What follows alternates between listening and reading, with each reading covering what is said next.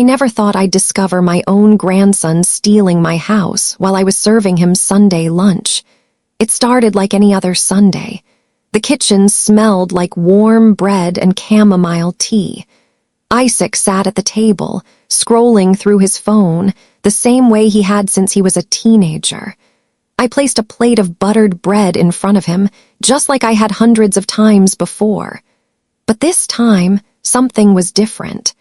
When I lifted the plate to set it down, I noticed a single sheet of paper tucked underneath, neatly folded, out of place. My fingers froze, my heartbeat slowed, then quickened like a drum. I unfolded it, and there it was, a property deed. Across the top in bold capital letters, Isaac Quintero. My name was gone, my husband's name erased. For a split second, the world went silent. The air around me thickened. My mind raced through impossible explanations. Was it a joke, a mistake? Did I sign something without remembering? Isaac looked up casually as if nothing was wrong. He smiled. And in that moment, I realized this wasn't an accident. He wanted me to find it. He wanted me to doubt myself. But what he didn't know was that age doesn't make me blind. It makes me sharper. So I put the paper back under the plate, poured the soup, smiled. Because if my grandson thought this would be easy, he was about to learn how dangerous it is to underestimate a 72-year-old woman who's been through far worse than betrayal over lunch. My name is Adelaide Quintero. I'm 72 years old, and for 43 of those years, I've lived in the same cedar-framed house near High Park in Toronto. My husband and I bought it back in 1998, when the neighborhood still felt like a community, when neighbors waved from their porches, kids biked down the street until sunset, and you actually knew the people who lived next door. We raised our children inside those walls. We hosted birthdays in the kitchen, winters by the old brick fireplace, and every spring, the magnolia tree in the front yard would bloom so wildly it looked like cotton candy had exploded overnight. This house isn't just wood and nails. It's the timeline of my life. Scratches on the doorframe marking our kids' heights. Photos lining the hallway, slowly fading but never forgotten. Every corner carries a story. And then there's Isaac. When he was little, he was my shadow. He'd run through the hallway barefoot, trailing cookie crumbs and laughter. He'd help his grandfather fix the porch steps, handing him tools with hands too small for the hammer. He'd climb that magnolia tree like it was Everest, shouting down for me to watch. Sundays were our thing. Lunch at noon, chamomile tea. My famous shortbread cookies that he swore were better than any bakery. He'd sit on the counter, cheeks dusted with flour, telling me about his dreams. I'd listen, smiling, proud. And even as he grew older, sharp, ambitious, hungry to make a name for himself in real estate, he still came over every Sunday. No matter how busy he was, it was our tradition, one of the last threads holding the family together. I believed he understood what this house meant, that it wasn't just property, it was legacy. I trusted him. I loved him like I did when he was that barefoot boy with flour on his face. I never imagined that same boy would be the one to try and take it all away. It was a Sunday like any other. The kind of quiet afternoon where the world outside seemed to pause. The tea kettle whistled softly, the smell of buttered bread filled the air, and sunlight spilled across the dining table like warm honey. Isaac sat in his usual chair, the one by the window, scrolling through his phone with that easy, familiar smile. For a moment, it felt like every other Sunday. Then I lifted the plate. Underneath it, perfectly folded, was a sheet of paper, crisp, clean, too deliberate to be a mistake. I froze, my fingers hovered above it as if touching it would change everything. I unfolded it slowly. Not a grocery list, not a family note, a property deed. And across the top in bold capital letters, Isaac Quintero, no Adelaide, no mention of my husband, just him. The room suddenly felt smaller. The walls, once warm and familiar, now pressed in like a vice. For a split second, I told myself there had to be an explanation. Maybe it's an extra copy. Maybe the lawyer made a mistake. Maybe I'm misremembering something, and that's when it hit me. This wasn't carelessness, this was precision. The way it was folded, the way it was placed under my plate, he wanted me to find it. A trap, a mind game, to make me doubt my memory. My sanity, my right to the house I'd lived in for more than 4 decades. Isaac looked up, meeting my eyes. There was a flicker, not guilt, not shame, but something colder. Confidence. I slowly refolded the deed and slid it back under the plate. My hands were steady, my face calm. I poured the soup ladle by ladle as if nothing had happened. But inside, something had shifted. This wasn't a misunderstanding. This was betrayal, deliberate and calculated. And if Isaac thought I was too old, too soft, too sentimental to fight back, he was about to find out exactly who he was dealing with. That night after Isaac left, I sat alone at the kitchen table. The house was quiet, the kind of quiet that presses against your eardrums. The clock ticked steadily on the wall. Outside, the streetlights cast long shadows through the magnolia branches. In front of me lay a single sheet of paper, his deed, his betrayal. My heart ached, but my mind was clear. If I didn't protect myself, I'd lose everything. Before I was a widow, before I was Grandma Adelaide, I was a land survey engineer. For decades, I worked for the Ministry of Transportation, mapping parcels, checking legal descriptions, reviewing title deeds line by line. Land records were my second language. Isaac thought he could outsmart an old woman. He forgot which old woman. I turned on my laptop. My fingers ached from arthritis, but they still knew their way around the Ontario Land Registry system.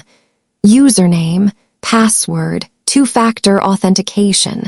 A soft glow from the screen lit my face like a spotlight, and there it was. Filed 3 weeks earlier, transfer of ownership. Not through my lawyer, not through my bank, but through a tiny real estate office on the east side of the city, one I had never even heard of. My signature had been copied, my old driver's license scanned, and my voice had been faked using AI matching software. Every detail was forged with disturbing precision. Isaac hadn't just tried to take my house, he tried to erase me from it. The next morning, I put on my gray church coat, tucked the paper into my purse, and took the subway across town. I walked into that small real estate office with a polite smile. "Hi," I said to the receptionist. "I'd like to notarize a few documents. Could you show me your process?" While she disappeared into the back, I glanced through a cracked office door. On the lawyer's desk lay a file. Adelaide Quintero, right arrow transfer to Isaac Quintero. My suspicions weren't just confirmed. They were carved in stone. I thanked the receptionist, left calmly, and stepped out into the cold Toronto air. My hands were steady, my pulse was not. Back home, I picked up the phone and called someone I hadn't spoken to in years, Isabel Reyes, an attorney specializing in elder financial abuse. She listened quietly, then said in a crisp, clear voice, "Your grandson thinks you're naive. Good, let him, we'll use that." And just like that, the game changed. No more confusion, no more Sunday tea. This was strategy now, and I was ready to play. I didn't confront Isaac right away. People like him, confident, arrogant, convinced they are 2 steps ahead, are easiest to catch when they think they are winning. So a week later, I invited him over for tea. Chamomile, his favorite, cookies on the table. The kitchen smelled exactly like it used to when he was little. I wanted every detail to whisper, safe, familiar, harmless grandma. I made sure my voice trembled, just enough to sound like a worried old woman. "Isaac, dear, I've been thinking a lot about the house. I just want to make sure everything's in order. Could you sign this little reassurance paper for me? You know, to ease my mind." I slid the fake confirmation agreement across the table. The hidden camera beneath the fruit bowl blinked silently. He barely looked at it. He grinned, that same cocky grin I'd seen too many times. And then he signed, big, bold strokes. As his pen left the page, the kitchen door opened. He turned. Isabel Reyes stepped in, heels clicking against the tile like a gavel striking wood. She lifted the signed paper with 2 fingers and held it up to the camera. "Thank you, Mr. Quintero. You've just confirmed attempted fraud on record." Isaac froze, the blood drained from his face, his grin vanished. You tricked me," he stammered. I lifted my teacup and smiled softly. "No, Isaac, you tricked yourself." Balance the courtroom. 1 week later, we stood across from each other in the Toronto District Courthouse. Isaac arrived pale, shoulders slumped, no trace of the swagger he once carried. His lawyer looked like he wanted to melt into the floor. We presented everything: the forged deed, the digital forensics report proving my signature, voice, and ID were faked using AI, the hidden camera footage of Isaac signing the fake confirmation, the shady real estate file pulled from that tiny office. It wasn't a case. It was a demolition. The judge reviewed the evidence carefully, then looked over his glasses at Isaac. "Transfer voided. Property reinstated to Adelaide Quintero, defendant liable for all legal costs, restraining order granted." The sound of the gavel echoed through the courtroom like thunder. Isaac sat there staring at the floor. His dream of snatching an early inheritance had crumbled like the shortbread cookies he used to beg for. I walked out of that courtroom slowly, not triumphant, not gloating, just steady, certain. He underestimated the wrong woman. The fallout was swift. In the weeks that followed, Isaac's world began to unravel, not because of me, but because of his own actions finally catching up to him. Word spread quickly through the real estate circles. Investors pulled out. Business partners distanced themselves. Whispers turned into headlines. His reputation, the one he had built on charm and shortcuts, collapsed overnight.